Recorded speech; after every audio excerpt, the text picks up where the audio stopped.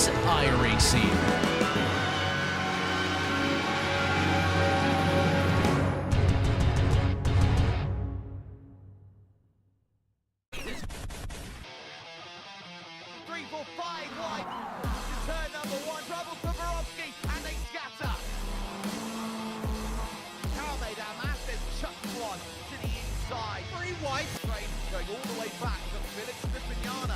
Important for the AM category. Elijah White, Kachow, he's got the plate, goes Attic over. Matt Hedel.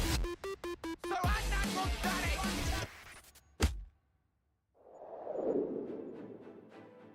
Moving day in the championship, just 2 weeks to go to crown a champion, and on a day of days of brand new builds, brand new physics, brand new understanding of a truly classic car. It's a truly classic track as far as iRacing is concerned, that we head to Lexington in Ohio for the Mid-Ohio Sports Car Course. It is the, I would say, forgotten gem of iRacing, and we are going to be in for an absolute treat of racing action here in MX5 United. Good morning, good afternoon, and good evening, wherever you're watching from around the world here on the Global SimRacing channel. My name's Jake Sperry, and alongside with me for today's action is the one and only Joe Peak. Christian Deploy is in the director's chair, and the camera is provided today by Dougie Beard. But as championships go, we'll be talking about who can hold their nerve on a field today that will need to be at their best for one of the trickiest circuits out there on the iRacing service. Let's take a little look at what makes this place tick with our GSRC track guide.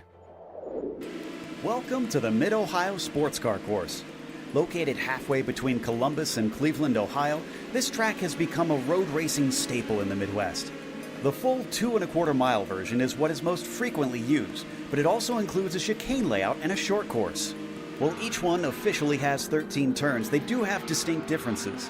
The chicane layout was the only version for the first part of its history, in which the keyhole included a bus stop style back and forth jink on its entry. The short course simply bypasses the whole keyhole section altogether. The various turns have some rather famous names, such as China Beach with its downhill braking, inviting you into its eponymous sand trap, or Madness, which is a single file set of S's with drastic elevation change. There's also the carousel, and this more than 180-degree turn offers a variety of lines that can be taken. Perhaps the most unique feature of the track is that in the real world, starts are rarely taken on the pit straight. Instead, the green flag is given along the backstretch where an extra flag stand sits. Naturally, sports car racing is the main staple of the venue, but motorcycles have a long history here, and in more recent times, NASCAR has started to hold races at the track. It also hosts driving schools and days for amateur racers to get on the circuit. The Buckeye State is often more closely associated with dirt track ovals, but the amount of history and prestige in Mid-Ohio's events make it just as worthy of notoriety in the region. It's a thrill when IndyCar gets to come around here at a circuit that opened in 1962. Joe, you might know this place pretty much like the back of your hand. For those who are iRacers who are here in the early years of iRacing, this is the sort of circuit that says the streets will remember the name. Yeah, it's been around for quite some time on the sim, and definitely a point of pride for me as it's obviously a track from my home state. But I think what it's most well known for is the lack of overtaking throughout most of the lap. You'll get a chance up into the keyhole and then, of course, down into China Beach.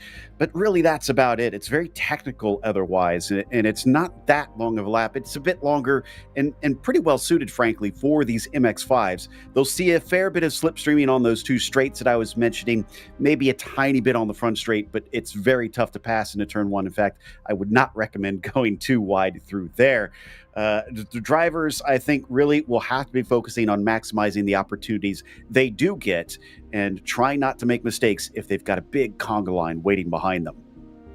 This could be one where hold on to the train is more important than go for the move. So keep that in mind from the keyhole to China Beach. That's going to be important, and whoever sorts it out by turn 9, if they go side by side at 4, might be where the race is won and lost in the final laps. But 2 races here today to deal with, which means the championship will take precedent on who manages what. 3 wins so far this season for Adnan Grozdanic, none for his closest championship rival Matt Kendall, but at the mountain it was a case of Adnan picking up his first time penalty of the season, 10 seconds. The gap now lopped down to 34 championship points. Ade Koba can only watch on in third place at 73 points adrift. Giuseppe Milo and Lars Fischer are 5th and 6th, with Henry Mackenzie Friedman 7th, Adrian Borowski in 8th. A couple non-starts for Hamed Almases has seen him tumble down the order to 9th and go stage hunting, and your top 10 in pro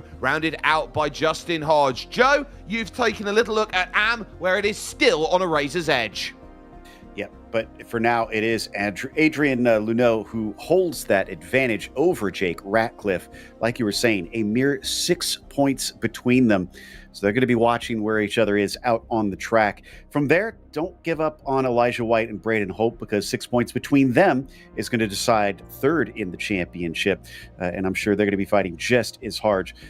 Poor Lars Orish is kind of on his lonesome, unfortunately, before you get to another clump down for 6th, 7th, and 8th with Diaz Bernath and Vanden Millerbrook. So you've got a number of drivers who I think are going to place a lot of importance here on this race.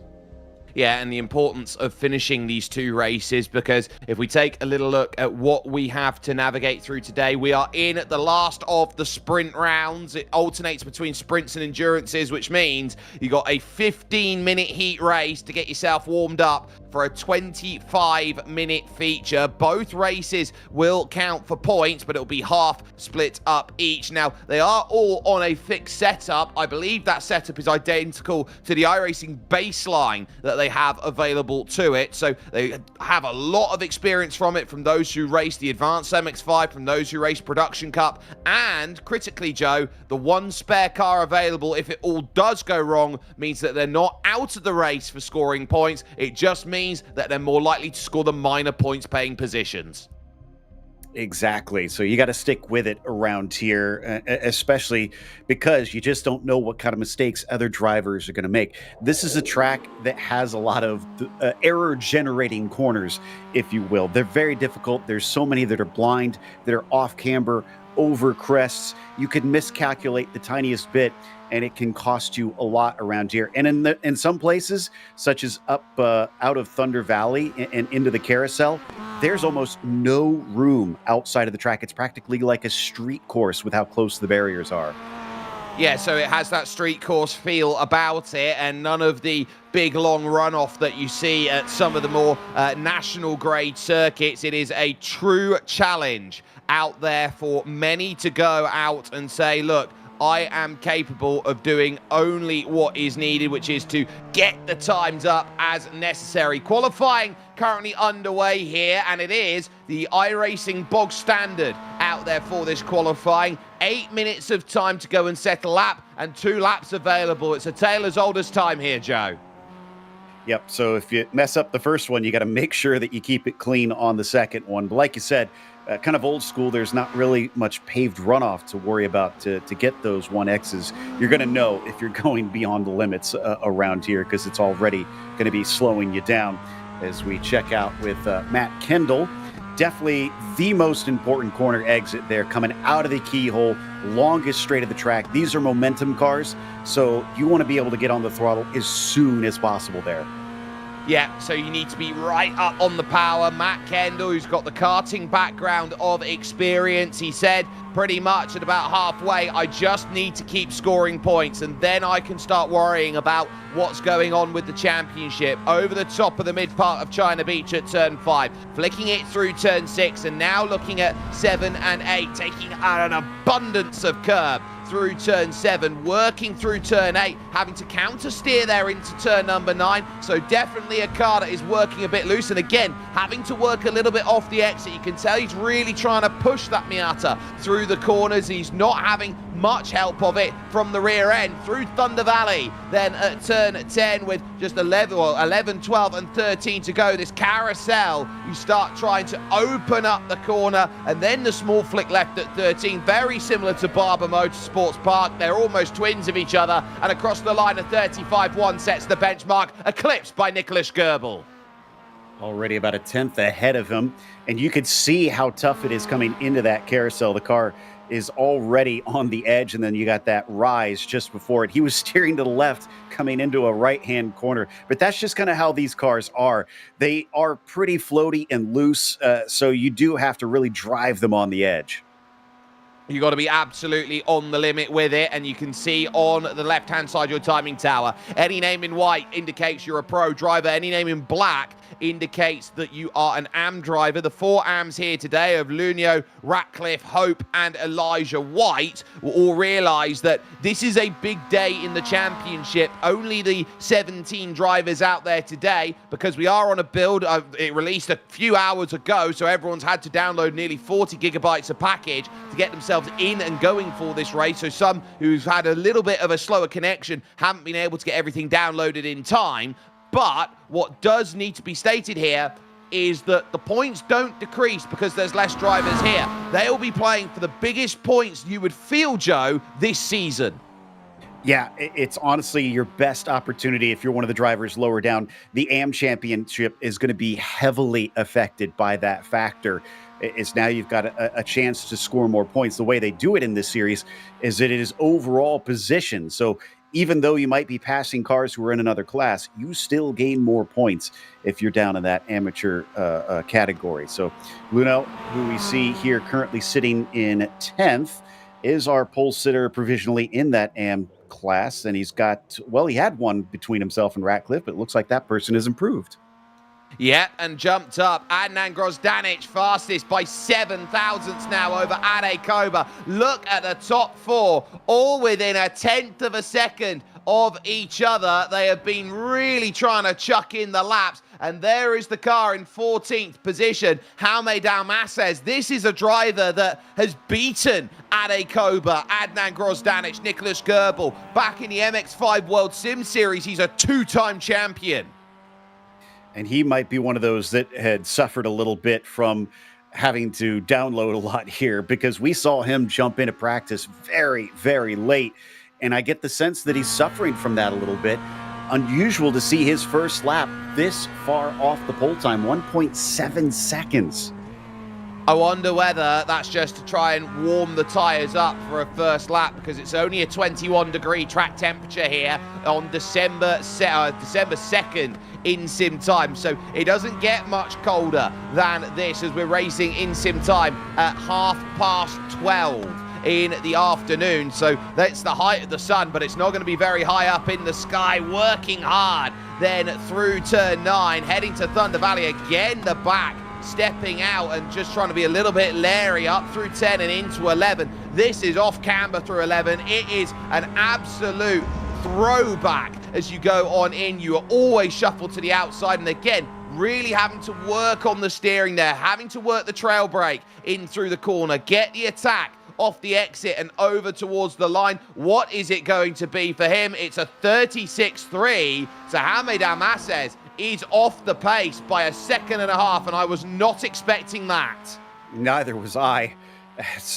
I kind of wondered if the same thing as you, that maybe it was just trying to get the tires up to the right temperature and the second lap was the money lap, but it doesn't seem to be the case there. Also, I just want to say I would love to have a 65-degree day in Northern Ohio in December, but we're not getting that blessing right now, I can tell you, as Jake Ratcliffe has already taken his 2 laps, and for him, looks like he'll remain second in class, but now has been separated by Scriffignano.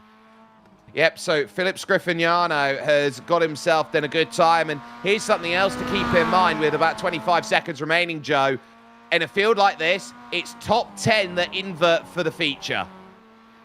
We saw that have an effect a little bit earlier on this season as well, down at VIR with an AM driver starting on pole, and it didn't quite work out for him. So doesn't necessarily mean that, it's going to get you the results that you want. You're still going to have a hard time.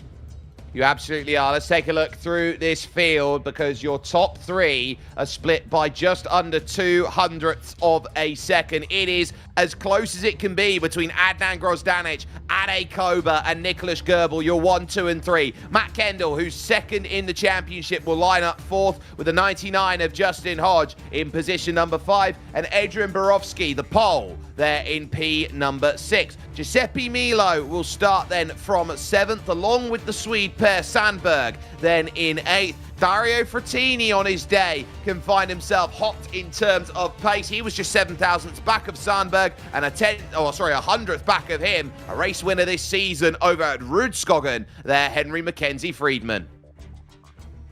Then we get to 11th with Adrian Luneau.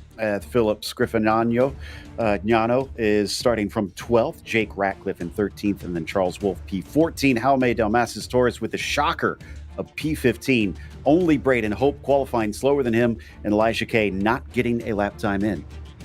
Yeah, so Elijah White, I think, was having a few issues trying to jump on in. So basically only had about a minute and a half when he rejoined service. So that certainly put life into a difficult context out there as we take a look here at this circuit that is almost about halfway here, Joe, between Columbus and Akron. Not a million miles away, Akron, of course, from Cleveland, but certainly an area where you would say just by the 71 that you're looking around at this place, it does find itself in scenic Nowhere, Ohio.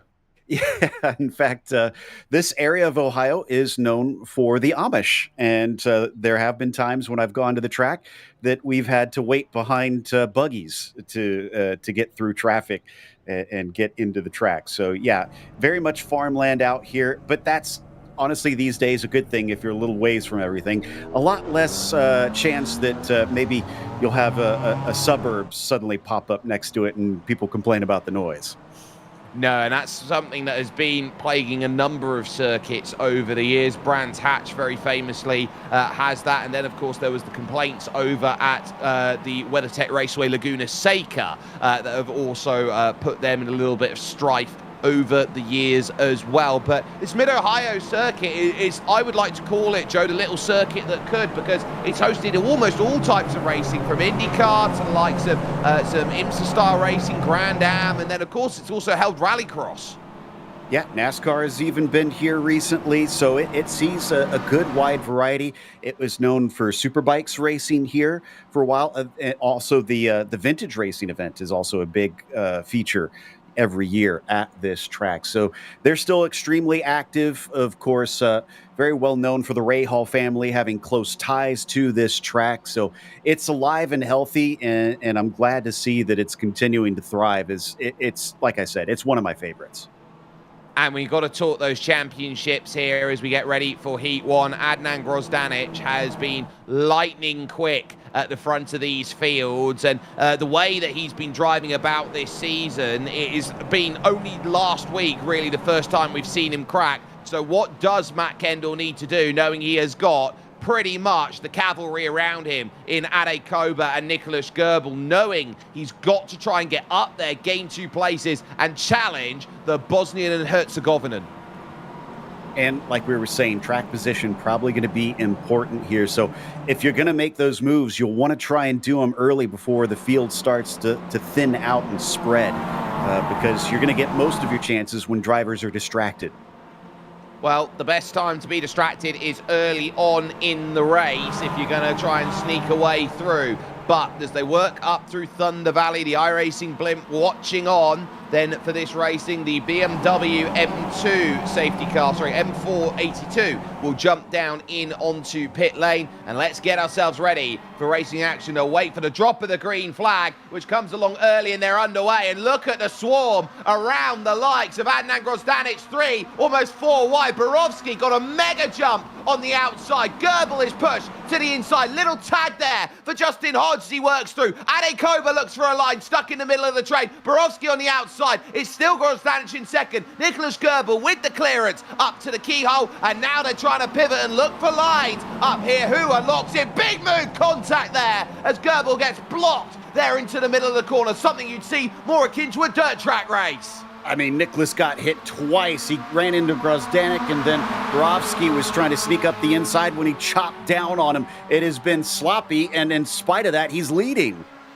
Yeah, because Grozdanic has actually pulled off the throttle to redress the position, and they're still 3 wide in places. Look at the move by Adrian Borowski. 6th to first on the opening lap of the race. Kendall finds himself in third, and they're all trying to give each other room and space. This is pretty much as close quarters as it gets. 3 wide there in the mid-pack. Then going through turn 6, I have not seen it. The only car that didn't start, Charles Wolfe, he went from the pits. Everyone else is pretty much in line. And staying with the train, Borowski loses the lead. Goebbels got it back. Here comes, in fact, it's Dario Frattini in second. Yeah, nice move by him coming into Thunder Valley. He's bringing along Justin Hodges as well, who's going to overtake Borowski. And in fact, I think he's going to lose another one. Here comes Lopez up into 4th. You can't give him a sniff, or else he is going to be aggressive and try to take multiple positions here soon. But as they finish the first lap, this is not a pack racing track, Jake, and I am shocked to see the racing is like this on the first lap. This is what the best of the best can do. Henry Mackenzie Friedman sends a soiree down the inside of Borowski. Grosdanic on the back of him, and then Giuseppe Milo. The gap then opens up a tiny bit to Per Sandberg at 0.6 of a second. And remember, Jaume Dalmases is in here as well, trying to make it work. Grosdanic then through the keyhole. Happy there in that 7th place. Matt Kendall in 5th. Would love to jump up and gain a few places, but it's Goebbels, then it's Kendall's teammate Dario Frattini, and Justin Hodge there, who races in the Prodigy Racing League, then is up in that 3rd position. These are some lightning quick drivers looking to prove what they've got with just 15 minutes. No advances then on moves into China Beach.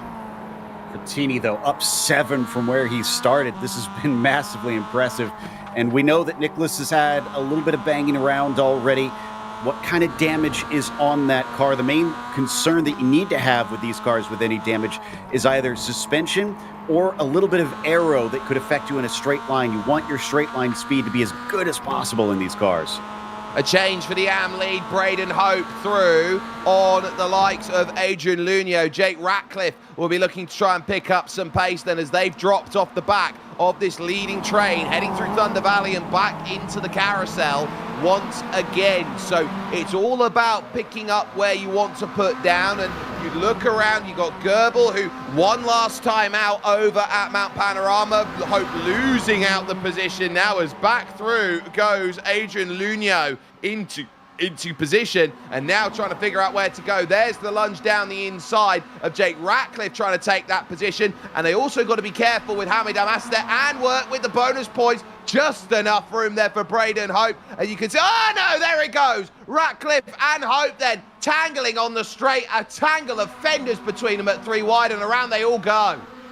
Thankfully, it wasn't farther down the straight, or they may have found the walls there. But yeah, that's very unusual to come together like that into that corner, as Nicholas has now got Dario Frattini actually helping him, pushed up him a little bit down coming into China Beach. So maybe he's thinking, let's work together. Let's try to get away from this group.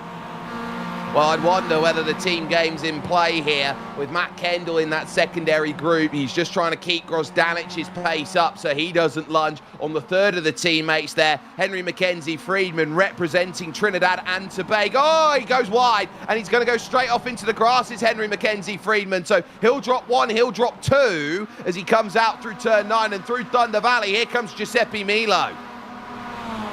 This is tough to go too wide up and over the crest here at 11, and thankfully they're going to be able to get away with it. Henry being awful brave, as Milo decided it's better to try and back out of it and preserve the car. Sandberg's watching, probably knowing if they're going to be this feisty, he's going to get some chances. Yeah, and the chance now goes to the driver in 4th position, Ade Koba. Thought about a move into turn 1, thinks better of it. You see the flex in his arms as he wrestles that Formula steering wheel all the way up towards turn number 2 now, with Hodge trying to defend, and there's a reason why, as Ade Koba dives down the inside. We call him El Capitan Fantastico because he does things that other drivers just don't, like he's Captain Fantastic. Hodge got a good run off the corner. I thought he was going to get a cutback, but he will get a slipstream. The problem is, watch out for Matt Kendall. He's also got a really good pull. So these 3 drivers are on a crash course all the way down into the corner together, but looks like none of them are going to try anything. I would have thought we'd see some more action there. No, I think they realise that this is a race as they get close up through turn 5. It's not going to get one in the first 5 minutes. You've got to buy yourself a ticket for the final 5 minutes of this race. I think they are great enough to know when to start pushing the envelope, and they know that in short sprint style races like this, you can make moves to gain position, but it also pays off to have a little bit of patience. Which we are seeing quite a bit of, thankfully, in this race, except at the start here, where drivers, like I had mentioned, really needed to try and take advantage of opportunities at the start, and Borowski is the one that impressed me the most, timed it to perfection, and it is not easy to go around the outside of turn 1. I'm amazed that not only did everybody keep aware that he was going to be there, but he kept it on the track and kept positions. Yeah, those places there, you can see the little shuffle about with Nicholas Gerber. He actually got 2 taps there, another one came in, and everyone fell into line, and it is very much the Talladega-style moment as it went through. Side by side for the lead, Dario Frattini is tired of waiting. He'll go by the 5-star car of Nicholas Goebel, and he'll get the move, but here's the caveat that comes back, Joe. Any pass at the keyhole is met with resistance back heading to China Beach. So at this occasion, heading to halfway in this race, he elects to push and then move to the outside as they head to turn 4. Don't forget that Goebel has a little bit of damage on the right front. We can see it on a lot of these camera shots, and that could be hurting some of that straight line speed. So I wonder if he wasn't too upset about allowing Dario through, hoping that maybe that can give them a little bit more speed per lap to get away from Lopez. But that'd be a hard ask around here. It seems like Lopez is really fast today. Yeah, he is lightning fast, the Simify esports driver. He was part of the legendary Iberica racing team stable back in the day. And that damage for Nicholas Goebel, it doesn't seem like much there, that little bit of exposure of that front tyre, but it will affect the aerodynamics of the car. It will make it a little bit more loose out there. And critically, it will affect 2 important things, the fuel mileage, and it will also affect that top speed, because you're going to have that air pushing against the surface it doesn't normally press against. And a bit surprising to see Adnan having such a hard time here today, especially considering he's leading the championship. I think he's going to have to start making some moves and get tricky here, sitting down in 6. This is not looking good. He thankfully is close to Kendall. Don't think we'll see anything. A lot of times you don't want to try and make this pass here into the keyhole. You want to do what he's doing, square it off and set it up for China Beach instead. Absolutely. You get a chance to listen to Adnan Grozdanic. He is a brilliant thinker when it comes to the way he wants to race. And look at him. He's bored at the moment. You can sense one hand there bopping his head along. He's like, oh, yeah, I've done this hundreds and thousands of times before. Goebel to the outside at China Beach, trying to pinch down on Dario Frattini. If you can't get it done at 4, over the top of the crest at 5 could be the place. But if you can hold the outside line, which sometimes does work, you've got a big lane at turn 6 to get it back. And Dario Frattini, the Italian, holding back the German, the Spaniard, the American, the Englishman, and the Bosnian. It's 6 in the top 6, 6 different nationalities there. And now, first passes second out there championship-wise. Yeah, thank you. A good thumbs up for that. He's having a good time. He seems to be in good spirits anytime we turn the camera to him, honestly. But I guess I was completely wrong about Nick. I thought he was going to work together, but no, he's fighting hard to try and get that lead back. Definitely interested in trying to overtake Dario once again, but hasn't been able to get it quite yet. I'll take another look at the incident with Braden that sent them off. I believe that's being investigated by the stewards. Now, I didn't see it from this angle. Let's hope we hold this. Yeah. So it looks like the car to the left just kind of maybe veered off to the right a little bit and clipped him. I think Braden was definitely trying to pinch down on the line as there goes Ade Cobra up to second. Here comes Justin Hodge for third, and Nicholas Goebel is being demoted down the group. Borowski has worked back onto it, so Henry Mackenzie Freeman, Giuseppe Milo and Per Sandberg will be next, along with Jaume Dalmases, to try and get there late. But I think what you were seeing there with that incident, Joe, is the fact that you got cars 3 wide going down through. You're trying to pinch to take as much line as you can into the keyhole at turn 2 to command the corner, but they just didn't leave any room. Someone has to yield. Yep, you've always got to be aware of your surroundings. Honestly, this is sort of the road course answer to NASCAR racing in a way, because MX-5s are so close quarters. You need to be comfortable being right next to and almost leaning on your competitors a lot of times. This is very much a physical style of racing. Oh yeah, it's in your face. You've got to push to get what you want, and you've got to outthink everyone as well. I think the MX5 style drivers, especially when you put them on massive circuits like Daytona, for example, it's about the smartest driver who wins. Grosdanic now chucks to the inside of Nicholas Goebel. That opens the door up, and now there'll be a fight off the exit then through turn 13. No dice then, and that leaves Matt Kendall with a chance. Immediately, Grosdanic goes over to defend and says, no, I'm not letting you through. You're the last person I want through in this scenario. 3:39 left on the clock. I put that at 3 laps to go. He seemed okay with that move. He looked a lot more focused in the carousel that time. I didn't notice as that was late from Frattini. Lopez went for it, looks for the outside. That opens him up to Hodges, and I think Hodge is going to be able to get through as that was wide. Now they're going to go 3 wide again, and thankfully we avoided a repeat. Nicholas Goebel was trying to thread through the narrowest of margins there. Ade Koba shuts the door, falls back, and now where does Grosdanic want to go in all of this? They hit the brakes. Nonplussed really is Ade. He doesn't show much emotion out there in the sim rig as he works through China Beach. Kendall has a little bit of a slide in the group, gets bigger and bigger again. Ade now falls himself into third, but Frattini will be looking at this going, well, where's my teammate? You're not really doing enough back there in 6th place. I'm trying everything I can. Now Grosdanic trying to pick a pocket or two up and under into turn 9, but Goebel is going to get the drive off the exit. That's extremely brave coming up into the jump there. You often will find drivers who attempt that and then get the door shut on because nobody's expecting that move. Oh, as he gets into the back, and they're going to make contact twice into the carousel. And it's Matt Kendall who picks up the best of it and jumps up to 4th. They've now dropped to 2nd here, and they've got to be careful. The rubber band will snap with 2:09 left to go. They're going to have to really wheel to get themselves back up there, and I wouldn't be surprised if the live shooting team have a look at it. And that one definitely bothered Adnan, and I think he kind of felt a little bit to blame for that. You could see him put his hand up. Obviously, he doesn't really do anything in sim racing like it does in real life, but was kicking himself a little bit as Friedman has got a lot of action here going on down in the back of the pack, and we got a car off. It's Hodge in the middle of the road, nowhere to go, and has just come to a complete stop. They're going through. That can only be, for me, the turnaround with Ade Koba.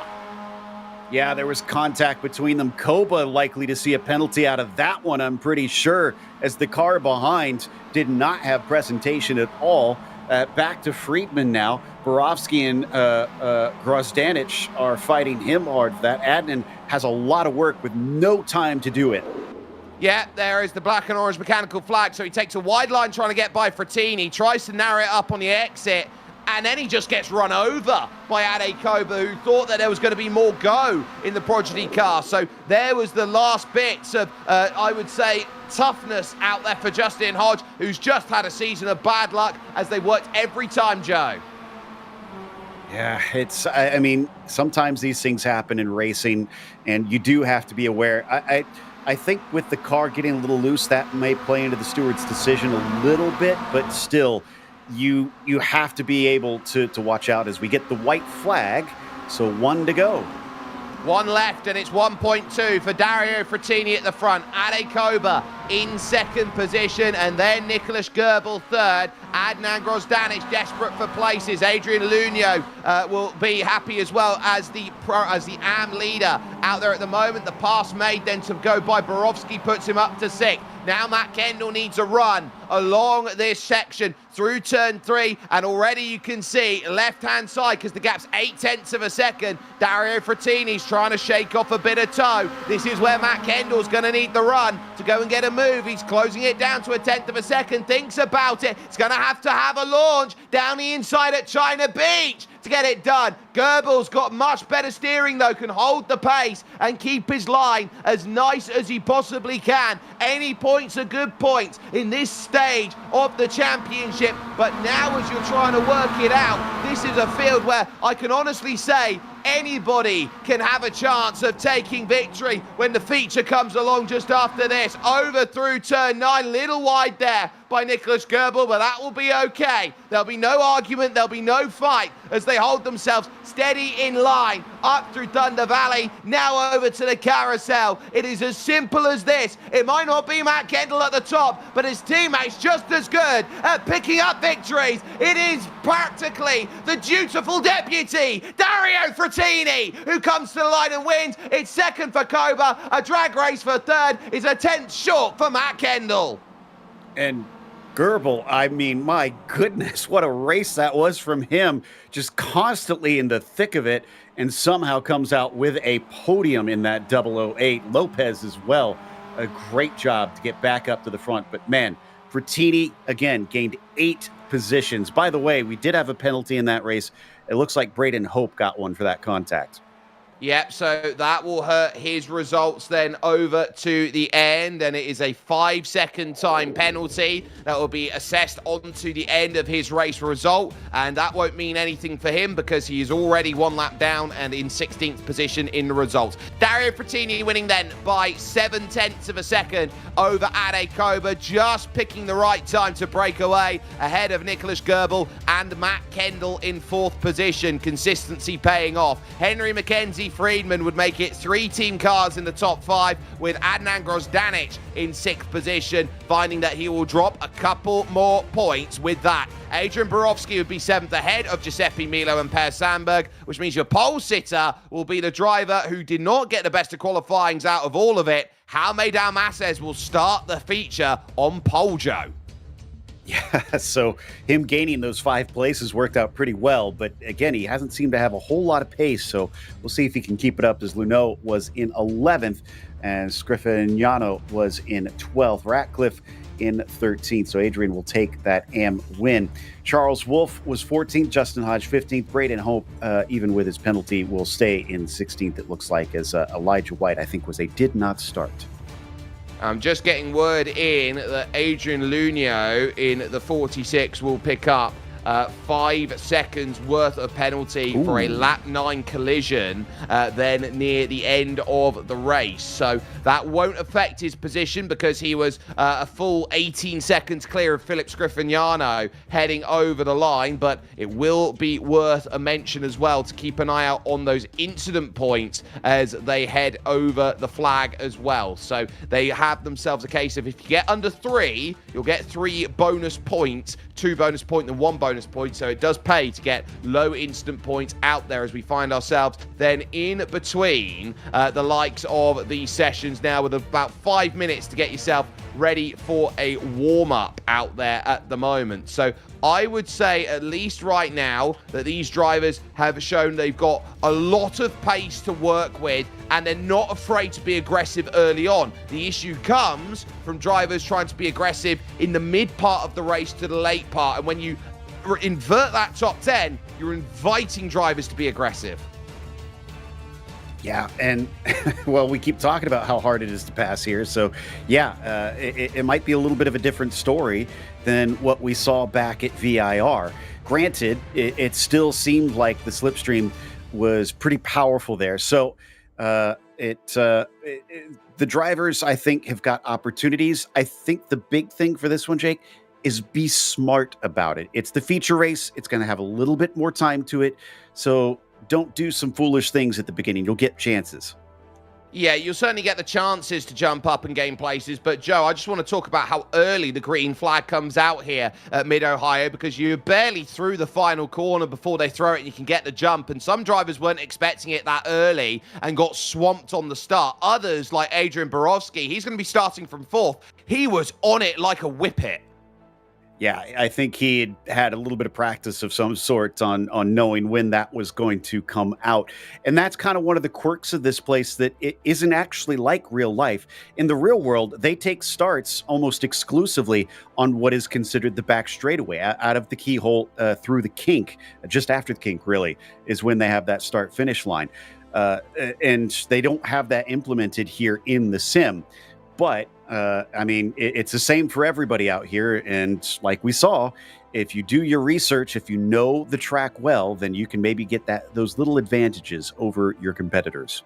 You absolutely can. Now, let's Where they go as we take a look at that, just for the briefest moment, at our 4 drivers on the wall there for a moment. So you had Adnan Grosdanic, you had Adrian Lunio there, Ade Koba and Braden Hope. It was a tale of 4 different drivers with 4 very distinctly different races there, Joe. Yeah, and I think there's going to be different emotions because of that. And Braden with a little bit of a smirk, I imagine, not too pleased about how it went for him. And then Grosdanic, I mean, it seems like nothing gets him down, honestly, even though he had a bit of a rough one there at the end. I'm pretty sure he's going to bounce back and be able to take advantage of this reverse grid.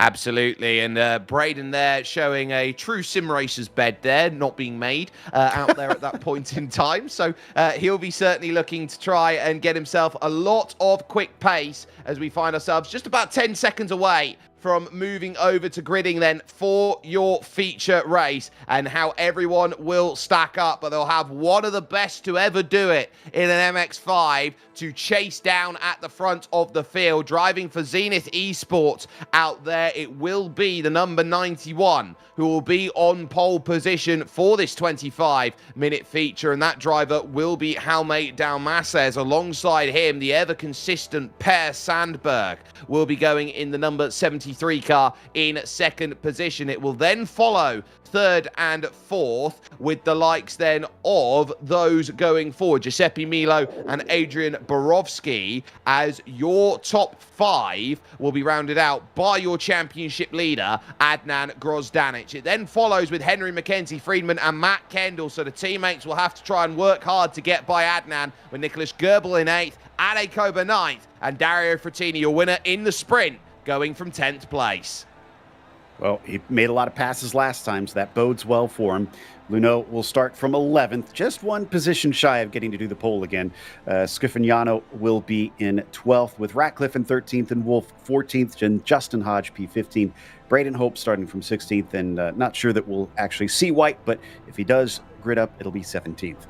Yeah, I've got him in as connected, so he might actually have the chance to go out there and race. If it is maybe down from pit lane, there will be a chance maybe for Elijah to go and get there. But we are just waiting here as timer ticks over for a couple of drivers. I think Charles Wolfe has elected to start from pit lane once again with this one going forward. So he'll have a bit of work to do. Not too much for the stewards to go and deal with here today in comparison to last week, where there was an isolated incident here and an isolated incident there. Everyone here knew how to play ball and dealt with it as they needed to. But here's a little thing that I don't think the drivers were expecting too much. It is about in-sim time, about 10 past 4. We are in twilight conditions. Ooh, that is a good point. Yeah, that's one of the features that if you're going to have run this race in sim in December, then you're going to have rather short days. I think some of that is somewhat affected by the cloud cover that we can see. That's why it does look a little bit darker. So if those clouds move to the side and we get some sunlight back, it won't look nearly as bad in just a moment. But yeah, it's going to continue to be very cool, even cooler than what we saw previously, because it was 70 Fahrenheit on the track surface, and without the sun on it, that's probably going to go down fast. 19 degrees Celsius track temperature out there. It's as cold can get here in Lexington, Ohio. There are no surprises there. They know that this is as well, Joe, the last chance before the final, I would say, enduro race of the season at the Circuit de Barcelona, Catalunya. Yeah, and what a place to have the setup here be. Catalunya is going to be a little bit of a different kettle of fish because that's much bigger. So it maybe will offer more opportunities. But with this swap around with the feature scene, the reverse grid, and Torres starting up there, this has proved to be a fascinating end to this penultimate round. It is, and so points are going to be critical in many different junctures. Who jumps up? Who finds what's necessary out here today at Mid-Ohio? They know that it has been a slightly reduced field, but one which has still had all the thrills, all of the elbows out style battling, and everyone has been in a really close place. They've got the control from Ronald Mansfeld at race control. We are in the formation zone. No more weaving. Close the gaps up. get yourself ready for the start of racing action. Jaume Dalmases with control of the field. The green flag drops and they're underway. Grosdanic's got a really nice launch here as they go side by side, 3 wide, and critically, it's a push through as they work through. Grosdanic there was covered off by Jaume Dalmases. He was alert to it, and Sandberg doing a really good job around the outside. 3, 4, 5, Goebel gone, turned around with Borowski off there in the right-hand side, holding it together. They keep it out of the barriers, but critically, it's still Dalmases up there at the front, but Sandberg trying to go around the outside of the keyhole. And it was Borowski trying to go around the outside of turn 1 that put him in that position. He actually did it well again. It was just unfortunately that Goebel wound up just kind of tipped into the side of him as we're going to fight for the lead here. Grosdanic, what a start up to P2 here. Could he go for first?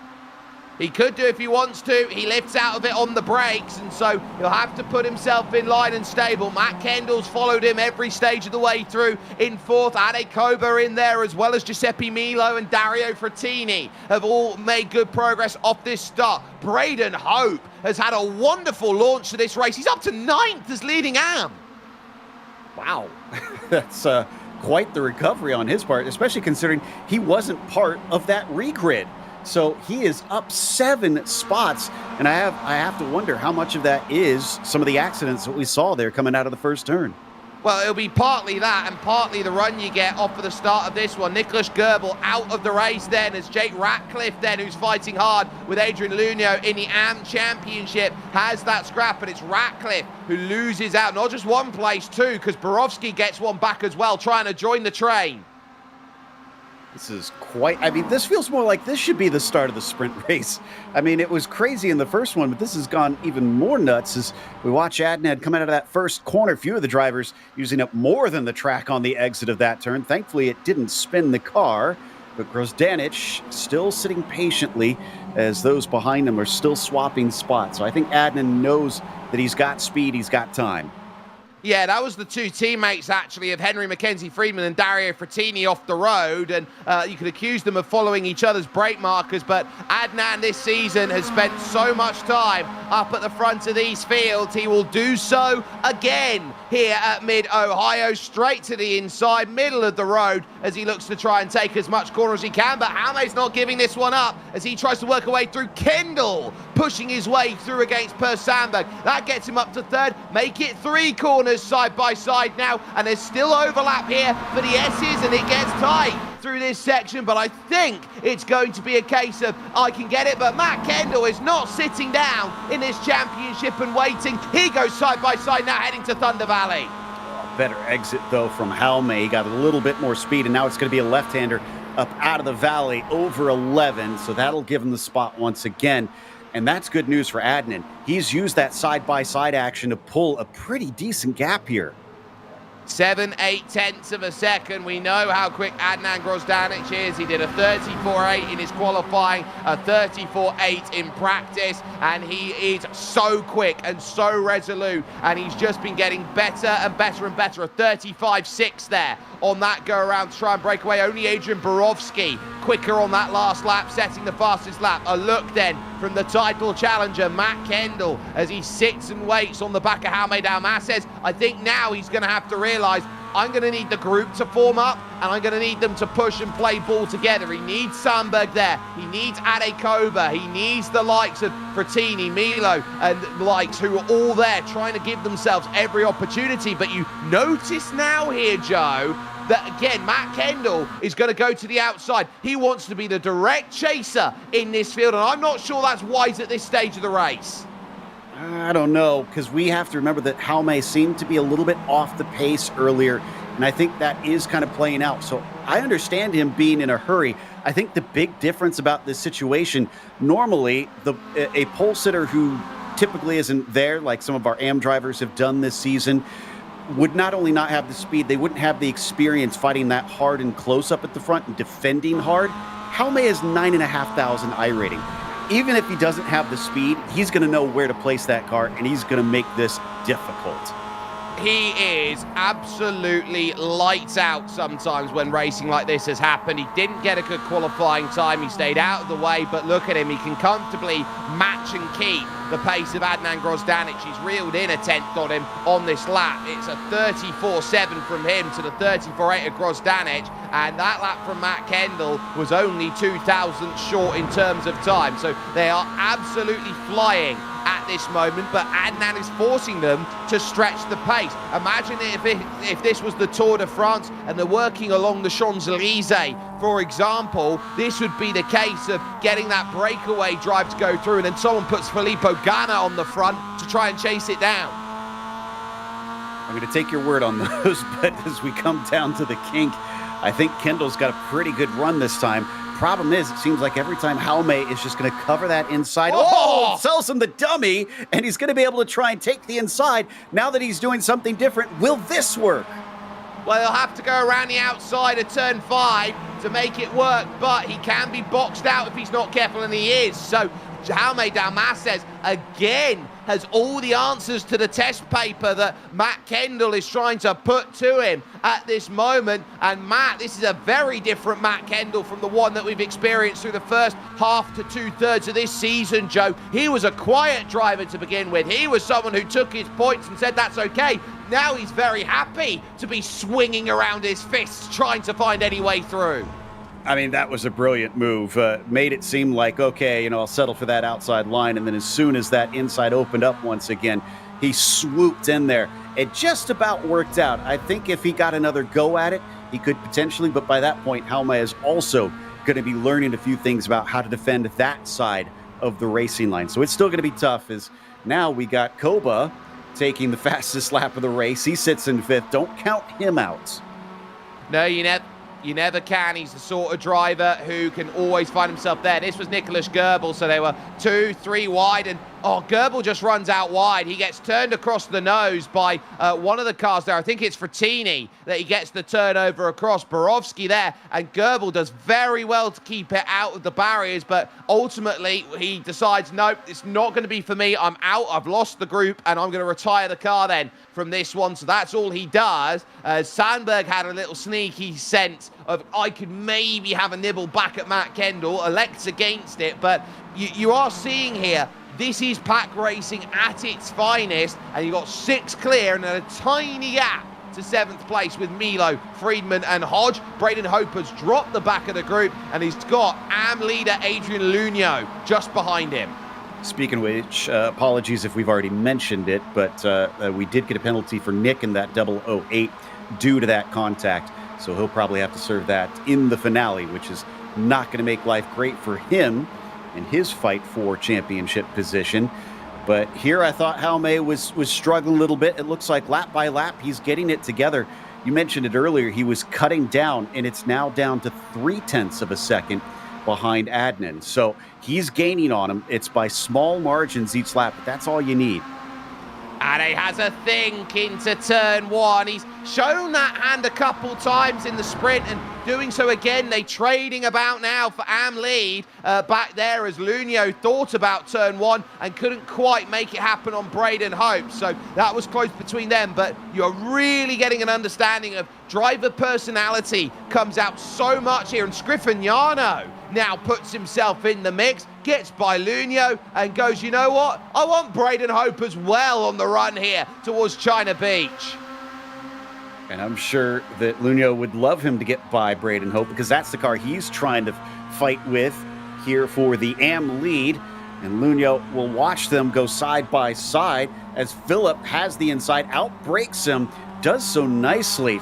Usually you see that fight continue on. Whoa, that was a late dive. Adrian, ambitious, and he makes it work. That's 2 spots and 2 corners, unfortunately, for Braden. Well, I look at that, Joe. I only know one Frenchman who can brake as late as Adrian Luño, and his name is Jean Alesi. That's a good comparison here. Oh! Whoa, is around the outside. Luño has a problem. That is a tough corner there coming into the dive. He hit the back of Scriffignano. Ah, that's what it was. And so he'll drop everyone. Look at a cut through there from Adrian Borowski, who gets 1, now looking to try and dance by Braden Hope to get 2 and figure out what is needed in that regard. So that's all to play for. It's busy at the front again, because there is Jaume Dalmases in the black and green of Zenith Esports. Wide goes Adnan Grozdanic. That'll pick up an incident point that he can barely afford to go and cede. And now Jaume will have the inside at the keyhole. He'll command the apex he works through. And now look at this. Matt Kendall is going to sneak his way to the inside. Is he going to want a little piece of the pie? Now, who are you going to give the toe to? Answer for Jaume is, I want Matt Kendall to have it. Look how sneaky that is, but it's Grozdanic who gets in line through turn 3. He'll move to the outside. Wow, I didn't think he'd get that good of a run with Kendall managing to take the apex away on the exit, but he just about is fully past him. They're going to bang doors coming down into China Beach, and that will put them back in a single file, at least temporarily, while Matt once again kind of pokes himself underneath down into madness, but no dice at this stage. It's getting more and more frantic, and we still have about 14 minutes left to go. Well, if you want madness, you're finding it right here. 9 drivers at the front of this pack, all with a great chance of victory, with 14 minutes to go here at Mid-Ohio on moving day, here in MX5 United second season. Grozdanic now happy to sit in that second position and say it's your turn to lead some laps here at the front of this field. Kendall happy in third. Sandberg, give Per Sandberg some credit there in P4. He's kept his nose clean. He's done all he's needed to do. I think he's biding his time. Could get himself a podium, especially if things continue to get fierce up there with those top 3. All he needs is one of them to make a wrong move and get clipped the wrong ways.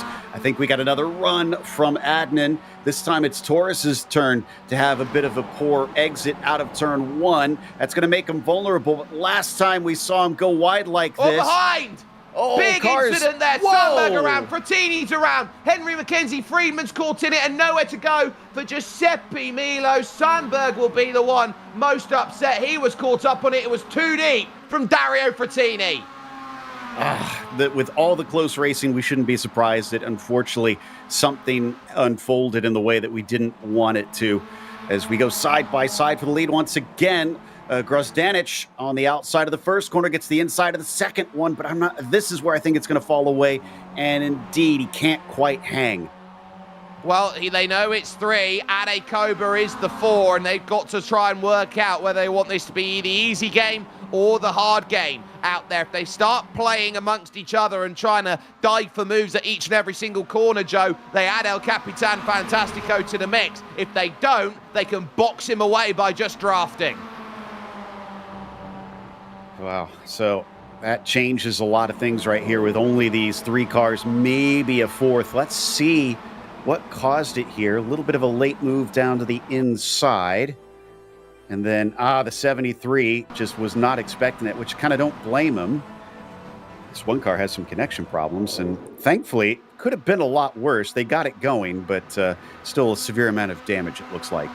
Yep, Sandberg and Milo now, 6th and 7th, and in this train with Friedman, Scriffignano, Hope, Borowski and Lunio. So they've effectively morphed into this next group. It's 3 at the front that find that clearance, and 1.7 to 1.8 every time they hit the corner. Look at Henry Mackenzie Friedman's car right now. If you thought that it was Nicholas Goebel damaged in the sprint, look at that. That's racing like a modified, Joe. It's definitely not to spec. Oh, and the hood actually popping up. He's very lucky that it's not going higher, but that's still going to affect his vision on where he needs to place his car. It's reminding me of Marco Marin in the World Rally Championship back in the early 2000s. He was leading the rally and his bonnet actually clipped up, and he had to see through the gap in his bonnet on the final stage in order to win the race, because he didn't have time to slow down with what was needed. He still won the rally. So it's very much that style of what we're seeing from Henry Mackenzie Friedman. He's just having to peer up over the top of his bonnet to make it work. Top 3 there. Look at that, gives you the perfect perspective. He can only see there the tops of the roll bar hoops, and there's the little slide, and so he'll drop another couple places. Yeah, it's almost worth it for him to come into pit lane and get that fixed, because there's no way he's going to be able to run competitive laps the way that thing is. A lot of my turn-in points and things like that would be absolutely taken away, and there we go. This is the smart decision. Yeah, we'll have to buy the one fast, repair a spare car, so to speak, and jump back out again. Critically, won't need that much time in the box, but it will cost a couple places, but it would have cost more to run. In that style, it could have been his day all done and dusted. Matt Kendall, I'm still looking at that gap. It's 1.5, 1.4. They're not able to shake Adekoba. He's done a brilliant job of keeping himself in this range, and Matt Kendall here wants that move, and I think he's just waiting for Adnan to go and start thinking about a pass so he can just sweep it up when it doesn't work. In fact, he'll move to the outside under braking here at China Beach Turn 4 at Madness. He won't have the drive. I think Jaume is kind of the fly in the ointment on this one. These two have the championship to think about, whereas Jaume does not. He can just kind of race to how he wants to, knowing that they've got to be a little bit more careful. Kendall on the radio saying this is very tough. A big slide there from Jaume Dalmases will open up the chance then to the outside of turn 11 to get it done over Thunder Valley. Adnan taking big risk to try and get this done. If he keeps the nose in, he's got the inside for the carousel and he can command the corner there. Wide line taken. Can he fence out? Yes, he can. Brilliant stuff by Grozdanic. One mistake, he pounces on it. That was clever, and also some confidence in his abilities. I would not usually trust myself to be able to go around the outside of 11. Now he's going to have to do the outside of turn 1. Clearly, he's figured out how to find the grip on those wider lines, and that gives him the momentum and the inside into the keyhole. But look, he's being pinched as Jaume is going to force him as far inside as he dares.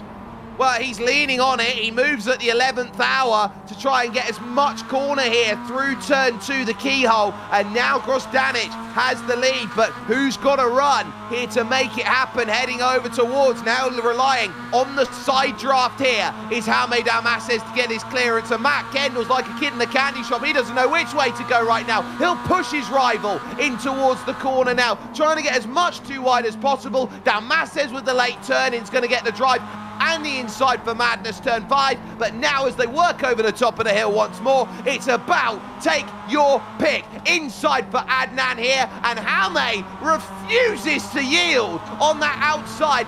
Inside for the yeses. Beautiful stuff. You almost never see drivers make that work on the right-hander, and somehow Torres has proven me wrong. Another good run. Are we going to see a repeat of last time from Grozdanic? No, the door is shut firmly coming up the hill as Jaume has become wise to that move. But guess who has joined the party? It is Koba.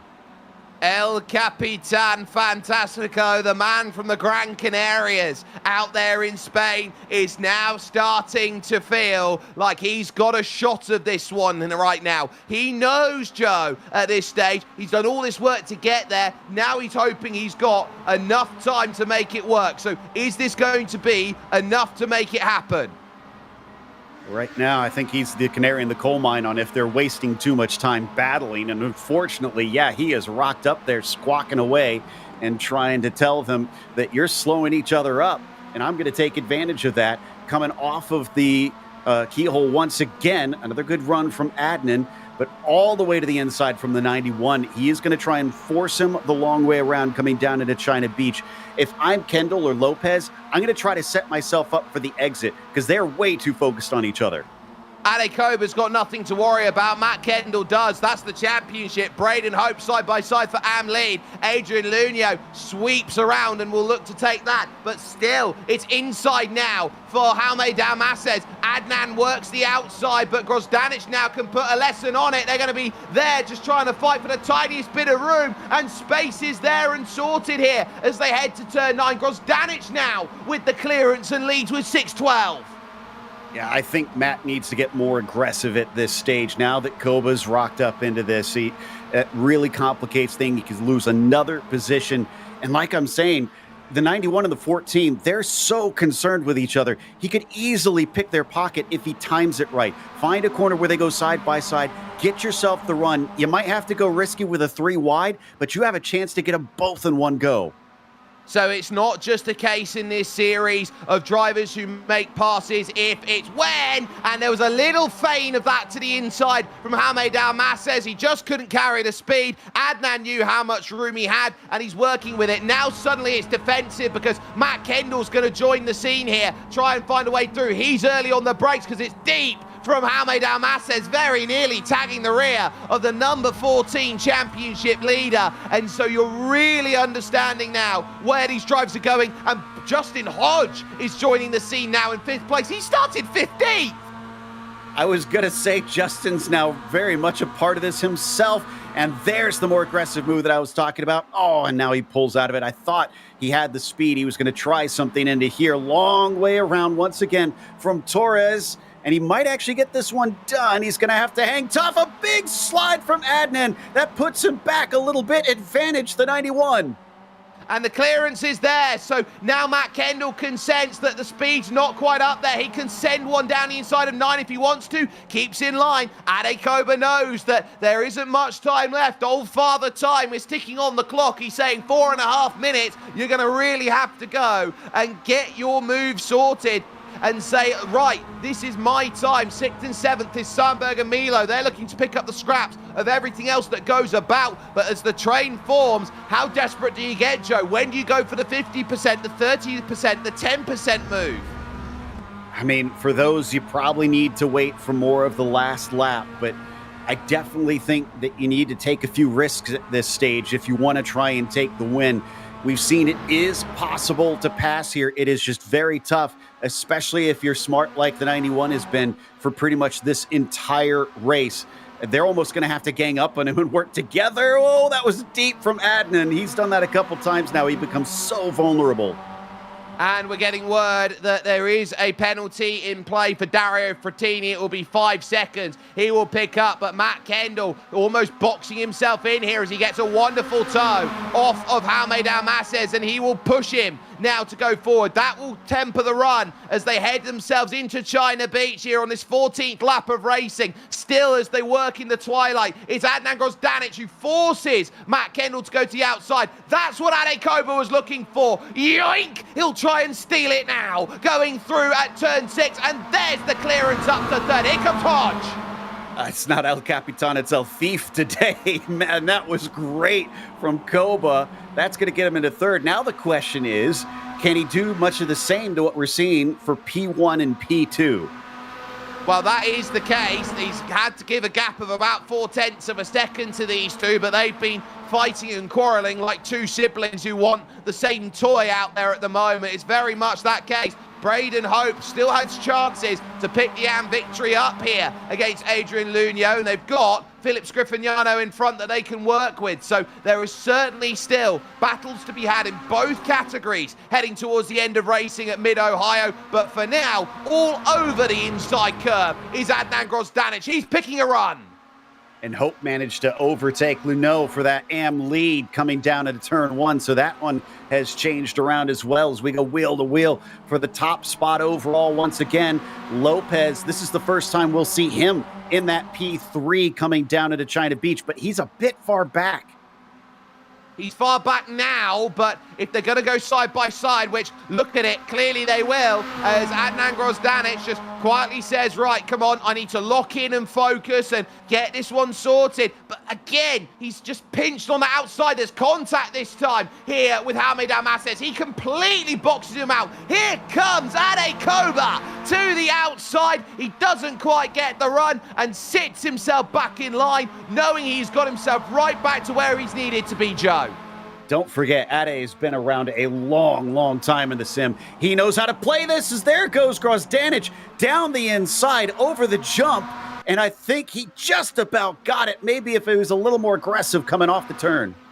Well, he needs to look over Thunder Valley. He's on the wrong side of it, and with as much lean as the wing mirrors clip between those drivers, he has to settle into this second position, which might be best. He gets up all loud and nasty behind one Mr. Jaume Dalmases. Barney will wave the white flag, and immediately I want to shake some draft off. Jaume knows that he is going to have to be right place, right time. The Spaniards love driving races like these from the front. Adnan in the box seat now, heading to turn 2, outside line. It will be, oh my goodness, they almost spin each other and give each other just enough to work with up into the keyhole, and it's a case of find yourself a locksmith coming out of the exit. Ade Koba has got a magical run here, but has he gone too early? Try and get it. Matt Kendall is going to be there as they push. 1, 2, 3. When do you move out of line? Koba almost tags the back across Danic, who now moves side by side. Then with Jaume Dalmases, Matt Kendall thinks to the inside, it's not there. Cabotage! Bye-bye, Justin! He's in the gravel at China Beach. Jaume's gone too deep through the corner, pushed in through at Madness, 3 wide off the exit now, and Ade Koba gets boxed out now.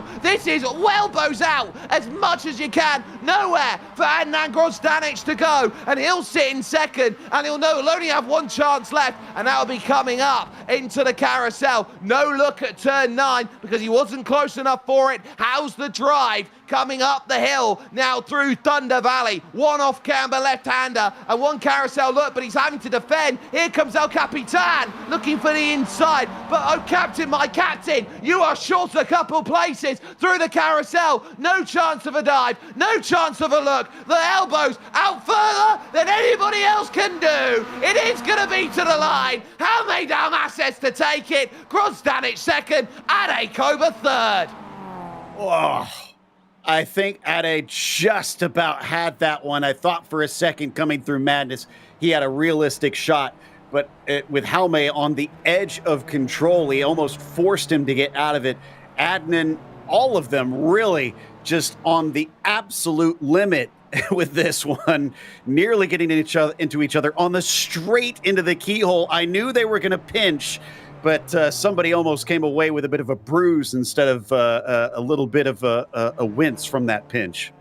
I tell you what, that last lap was like watching a bit of rope-a-dope from Muhammad Ali there. Jaume Dalmases looked like he was on the ropes 3-4 times, but he got it all sorted. Giuseppe Milo getting a top 5, and of all of that at the end, Jake Ratcliffe picks up the AM category victory. That is huge for him out of relative nowhere. So something's happened late in the AMs out there heading towards the line. I'm getting word there was an incident on lap 15. So Jaume Dalmases wins, 25 minutes, 37 seconds. He wins by 3/10 over Adnan Grozdanic and Ade Koba, who both had chances to win that race on the final lap. Matt Kendall will finish off in 4th and cedes a little bit of ground, then heading for the championship finale in Barcelona with Giuseppe Milo and Per Sandberg 5th and 6th. Justin Hodge will finish 7th ahead of Adrian Borowski, with Philip Scriffignano 9th, and critical points for Jake Ratcliffe. He needed those in 10th. And 11th, it was Charles Wolfe today, with Braden Hope finishing in 12th ahead of the AM champion right now, Adrian Luneau. So that will give him that championship most points, at least of those drivers today. Dario Frattini in 14th. Henry Friedman was 15th. Nicholas Goebel, unfortunately, a DNF today in 16th with Elijah White. Again, a DNF for this race. That was something to behold. That sets us up for a fun one coming to Barcelona. It absolutely will, and it's going to be a case of all gloves off when they've got a pit stop that will be required. We will get a chance to talk with our driver here in 2nd overall in this race, your championship leader, Adnan Grozdanic. Adnan, that is about as tough as you could possibly have a last lap. Jaume was pretty much all over the circuit, and you just couldn't find a lane. Yeah, he was indeed all over the circuit. Really cool for hard racing is this track. You have a lot of slipstream. You have a lot of potential overtaking corners. Like you can overtake in many different corners, but it is difficult to succeed and to actually overtake. But yeah, I'm happy with the P2. Was really fun racing, especially the first lap, like 4 or 5 wide into turn 1. Such a narrow track. It's crazy. Yeah, so you had all of that crazy action to go with. Let's go back, though, to what you had to deal with in the sprint race, because it looked like you got the march off of the start and then had to cede it away after having a little bit of contact just to be safe. And so you found yourself in the middle of the pack, finding it very difficult to get through. Indeed, heat race, lap 1, got instantly overtaken on the inside. That was a 3 or 4 wide situation. I was really, really scared. Then I saw Ade pushing me, meaning that I will have more overspeed than Adrian Borowski in the green car. And then I was afraid that he will dive on me, but also on Niklas, which he didn't, because I dove. I actually wanted to defend, but that looked like an attack, and then I touched Niklas' car. So I was trying to be friendly. I lifted to give Niklas back the position. However, I gave 8 cars a freebie. So yeah, that was difficult. That was really difficult.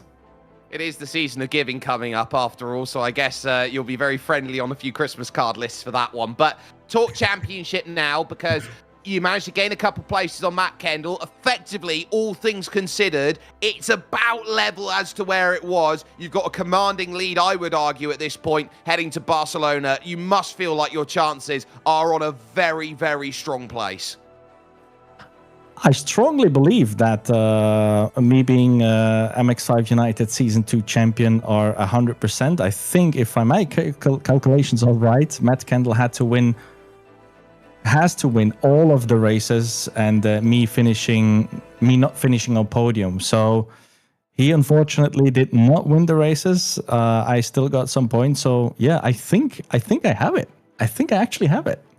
Well, we'll keep an eye on the drop round points. We will double check and count that. And we will, of course, if that is the case, crown and confirm over in Barcelona. But Adnan Grozdanic there joining us then here today. A wonderful P2 from some incredible racing battling that we have had out there. Joe, just final thoughts then as we bring proceedings to a close from a wonderful Mid-Ohio. Some sensational racing from MX5 United today. I think today's race was proof why this track should be on more calendars. This put on a heck of a show. And in these MX-5s, it is just perfectly suited.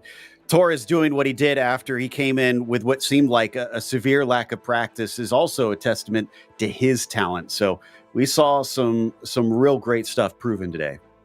We certainly did, and there will be more great stuff to prove with one final round on the horizon. That will be the Circuit de Barcelona, Catalunya, and it will be run with the Moto chicane that goes on through it. So it's not a case of running the classic layout that most people have pretty much absorbed to at this moment. December 16th, you can catch it with us here with GSRC. Do not miss it. It starts week 1 of 2026 out there for our seasons here in iRacing as part of a Genesis Extreme production. Now, there is also more racing to come along on the horizon, because you got SimRacing Republic, which will be coming along on Sunday for GT Open Star Racing. That will be with you at 2:15, so you're definitely going to want to jump in for that at the Nürburgring, as well as the Porsche's Owners Club, which will get their season back underway Monday-Tuesday, wherever you are, at Willow Springs. What a great place for that. The finale of us with MX5 United, and then Grand Prix Legends will also go to Willow Springs to start their season off on December 20th, if you want to get your fix in just before Christmas in terms of racing. But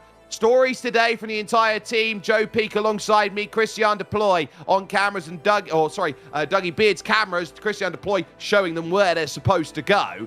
But this is one of the most brilliant series worth of racing, because every time you don't know which way the story is going to be held. That was a case of keep your nerve, hold yourself steady, find the points over the course of the season. And Grozdanic pretty much can taste it. We'll have to do the math in the background to see whether he's got it locked up with a week to spare. But the key is this: Hamed Masses is eternal. He is a driver for the masses, and he was absolutely everywhere holding a defense. Nobody could find a way by him. You shall not pass.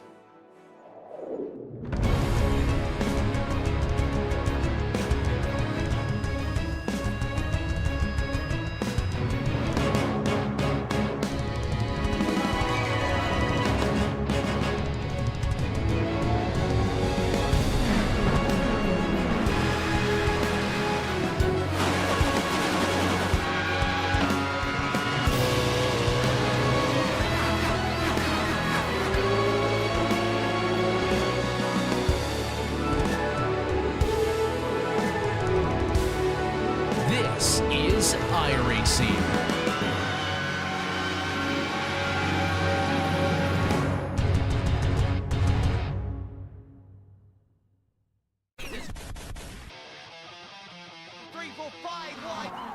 Turn number one, trouble for Borowski, and they scatter. Carl made a massive chuck one to the inside. Three white frames going all the way back to Felix Cristiano. Important for the AM category. Elijah White, Kachow, he's got the plate. Goes Adekova. Carl made a massive. Matt Hedel. So Adnan Rudskogen